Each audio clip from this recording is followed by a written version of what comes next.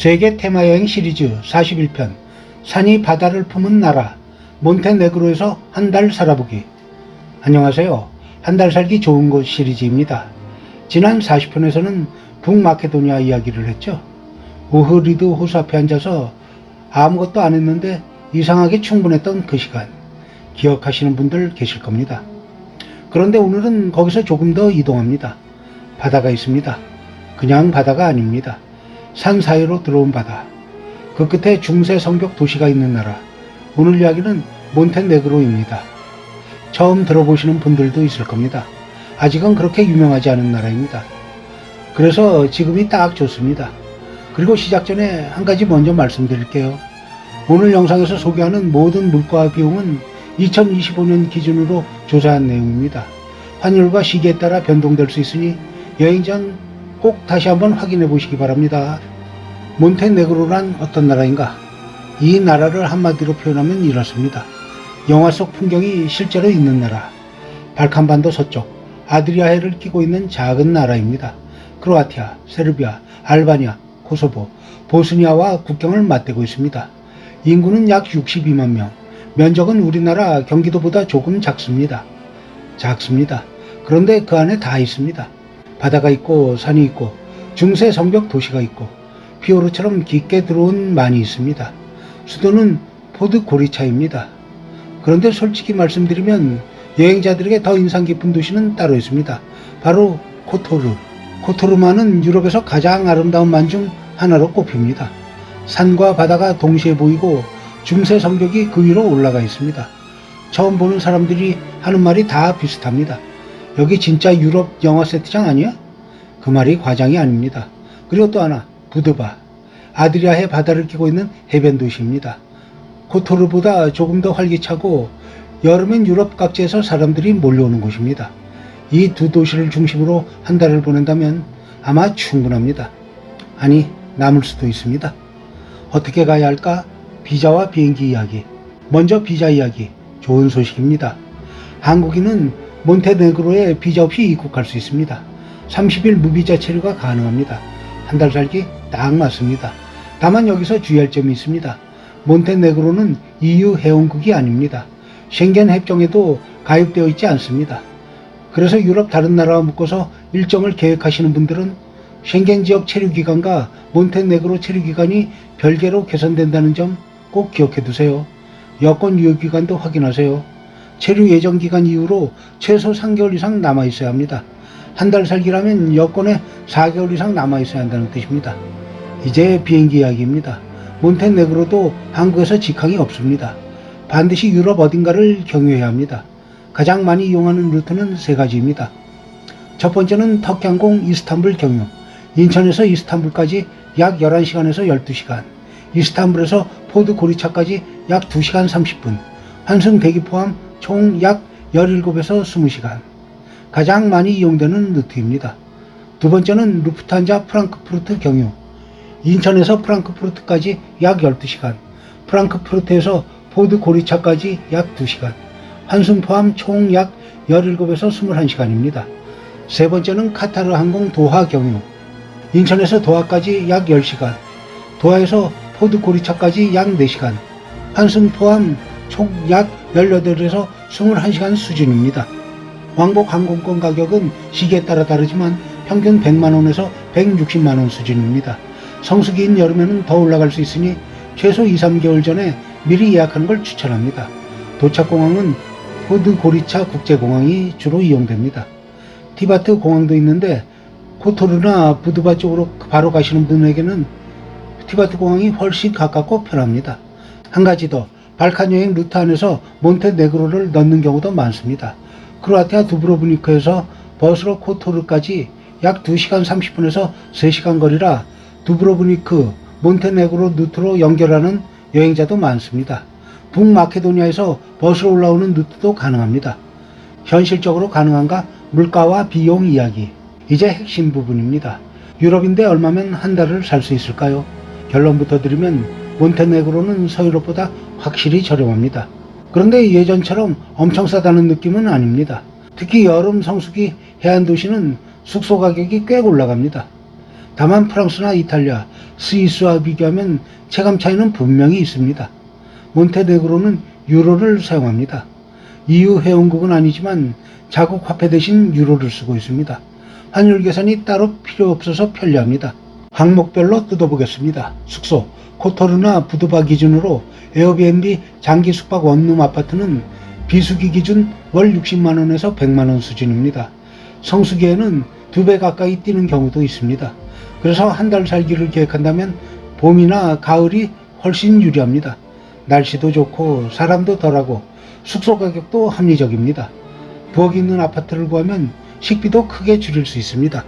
식비, 카페 커피 한 잔 약 1,500원에서 3,000원 수준, 현지 식당 한 끼 만원에서 18,000원, 레스토랑에서 제대로 먹으면 2만원에서 3만원 정도입니다.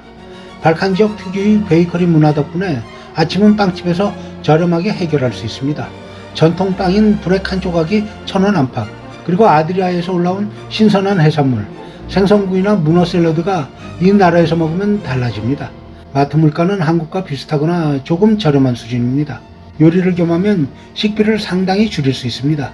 외식 위주로 한 달을 보내면 식비는 월 30만에서 45만원 정도 예상하시면 됩니다. 교통, 코트르나 부두바 같은 소도시는 걸어서 다닐 수 있는 범위가 꽤 넓습니다. 시내 이동은 택시가 기본인데 웹택시를 이용하면 시내 기본 이동에 3,000원에서 7,000원 수준입니다.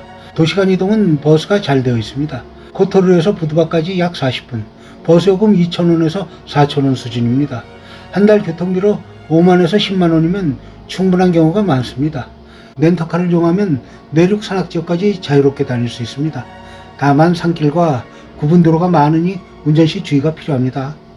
총 비용 계산, 숙소 월 60에서 100만원, 식비 월 30에서 45만원, 교통 월 5만에서 10만원, 기타 월 10만에서 20만원, 합계 약 105만에서 175만원, 비수기 기준입니다. 성수기 여름이라면 숙소 가격 상승으로 150만에서 230만원 수준까지 올라갈 수 있습니다. 유럽에서 한 달입니다. 서유럽이 절반 이하 비용으로 아드리아의 바다를 보며 살 수 있다는 뜻입니다. 날씨는 어떨까? 지역에 따라 조금 다릅니다. 해안 지역은 전형적인 지중해성 기후에 가깝습니다. 여름엔 햇볕이 강하고 덥습니다. 7, 8월 한낮에는 30도를 훌쩍 넘기도 합니다. 그래서 여름 성수기는 풍경은 아름답지만 사람이 몰리고 덥고 숙소는 비쌉니다. 개인적으로 가장 추천하는 시기는 4월에서 5월, 9월에서 10월입니다. 너무 덥지 않고 바다 색깔은 여전히 아름답고 사람도 적고 가격도 합리적입니다. 걷기에도 딱 좋은 계절입니다. 겨울은 해안 지역은 비교적 온화하지만 흐린 날과 비 오는 날이 많아집니다. 산악 내륙 지역은 꽤 추워집니다. 겨울 몬테네그로는 조용히 머물기엔 좋지만 처음 가시는 분들에게는 비수기 봄, 가을을 먼저 추천합니다. 치안은 괜찮을까? 발칸 지역이라고 하면 괜히 걱정이 되는 분들이 계십니다. 실제로는 여행자들 평가가 꽤 안정적입니다. 일상적으로 생활하는데 크게 불편한 분위기는 아닙니다. 다만 어느 나라나 마찬가지로 기본적인 주의는 필요합니다. 여름 성수기 해안 관광지는 사람이 많이 몰립니다. 그때는 소매치기나 관광객 대상 바가지 요금 같은 기본적인 주의는 챙기는 게 좋습니다. 가방은 앞으로 메고 택시는 미터기 확인하는 습관 정도면 충분합니다. 비수기엔 오히려 도시 전체가 조용하고 한적합니다. 밤에 혼자 2시간을 걸어도 그렇게 위험한 느낌은 아닙니다. 그리고 영어 소통. 관광지나 호텔, 식당에서는 기본 영어가 통합니다. 다만 현지 주민들과 세세한 대화를 하려면 간단한 번역 웹 하나쯤은 준비해두면 훨씬 편합니다. 의료는 어떨까? 이 부분도 미리 알아두는 게 좋습니다. 결론부터 이야기하면 기본적인 병원이나 약국 이용은 가능합니다. 대도시나 관광지에는 사설병원과 영어 가능한 의료진이 있는 곳도 있습니다. 그런데 작은 지역으로 가면 언어 장벽이 생길 수 있고 한국 수준의 의료 시스템을 기대하면 차이가 느껴집니다. 그래서 장기 체류를 생각한다면 여행자 보험은 반드시 준비하는 걸 추천합니다. 유럽에서 예상치 못한 병원비는 생각보다 클 수 있습니다. 보험 하나는 거의 필수에 가깝습니다. 그리고 기본 상비약은 한국에서 어느 정도 챙겨가는 게 마음이 편합니다. 두통약, 소화제, 지사제 정도는 꼭 넣어두세요. 어디에서 살아야 할까? 두 도시 이야기. 한 달 살기를 계획한다면 두 가지 방법이 있습니다. 코토르에서 한 달을 보내거나 코토르와 부두바를 반반씩 나누거나. 먼저 코토르 이야기. 코토르는 유네스코 세계유산으로 등재된 도시입니다. 중세 성벽이 도시 전체를 감싸고 있고 그 안에 좁은 골목, 오래된 교회, 작은 광장들이 있습니다. 성벽 위로 올라가면 코토르만이 한눈에 내려다 보입니다. 산과 바다와 도시가 동시에 보이는 그 풍경, 말로 설명하기보다 그냥 한번 봐야 합니다. 구시가지는 작습니다. 천천히 걸으면 30분이면 다 돌 수 있습니다. 그런데 매일 걸어도 질리지 않는 묘한 도시입니다. 골목마다 뭔가 다른 표정이 있습니다. 비수기에는 조용합니다. 사람이 적어서 오히려 도시가 온전히 내 것이 되는 느낌입니다. 다음은 부두바. 코토르보다 조금 더 활기찬 도시입니다. 해변이 있고 레스토랑과 카페가 많고 여름엔 유럽 각지에서 사람들이 몰려옵니다. 구시가지는 코토르보다 작지만 바다 바로 앞에 있어서 분위기가 또 다릅니다. 오래된 성벽 너머로 바로 아드리아해가 보입니다. 아침에 해변을 걷고 오후에 구시가지 카페에 앉아 있고 저녁엔 바다를 보며 해산물을 먹는 하루. 그 하루가 반복되는데 지루하지 않습니다. 몬테네그로에서 산다는 것. 한 달을 산다면 루틴은 이렇게 됩니다. 아침엔 숙소 근처 빵집에서 시작합니다. 커피 한 잔, 브렉 한 조각, 합쳐서 2,000원에서 3,000원. 창문 너머로 바다가 보이거나 성벽이 보이거나 그게 아침입니다. 오전엔 구시가지를 걷습니다. 어제 걸었던 골목을 또 걷습니다. 같은 골목인데 빛이 달라서 다르게 보입니다. 오후엔 카페에 자리를 잡습니다. 코토르만이 보이는 테라스 자리면 더 좋습니다. 커피 한 잔 시켜놓고 책을 읽거나 그냥 물을 봅니다. 물 색깔이 시간에 따라 달라집니다. 낮엔 짙은 파랑, 저녁엔 금빛과 주황빛, 저녁엔 현지 식당에서 먹습니다. 구운 생선이나 문어 샐러드, 카체 카발지 치즈구이, 한 접시에 12,000원에서 18,000원, 신선하고 맛있습니다. 그게 하루입니다. 이상하게도 그 하루가 지루하지 않습니다. 뭔가를 더 해야 한다는 조급함이 없어집니다. 그냥 있으면 됩니다. 단점도 이야기해야 합니다. 몬테네그로를 좋게만 이야기하면 솔직하지 않은 겁니다. 첫 번째, 성수기 물가. 여름 7, 8월은 숙소 가격이 확 뜁니다. 같은 숙소가 비수기보다 2배 가까이 오르는 경우도 있습니다. 한 달 살기를 계획한다면 시기 선택이 비용에 큰 영향을 줍니다. 두 번째, 대중교통 한계. 코토르와 부두바로 오가는 건 편하지만 내륙 지역이나 작은 마을로 이동하려면 버스가 많지 않습니다. 자유롭게 돌아다니고 싶다면 렌터카가 거의 필수입니다. 다만 산길이 많고 도로가 좁은 구간도 있으니 운전 시 주의가 필요합니다. 세 번째, 여름 성수기 인파. 코토르 구시가지는 여름에 크루즈 여행객들이 대거 몰립니다. 하루에도 몇 척씩 대형 크루즈가 들어오면 조용했던 골목이 순식간에 사람으로 가득 찹니다. 그 분위기를 좋아하는 분도 있지만 조용한 여행을 원하는 분들에겐 불편할 수 있습니다. 이것도 봄, 가을을 추천하는 이유 중 하나입니다. 네 번째, 행정, 인터넷 환경. 업무를 병행하는 디지털 노마드 분이라면 카페 와이파이 품질이 기대보다 들쭉날쭉한 경우가 있습니다.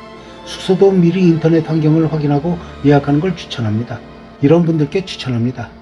모든 사람에게 추천하지는 않습니다. 하지만 이런 분들에게는 강력하게 추천합니다.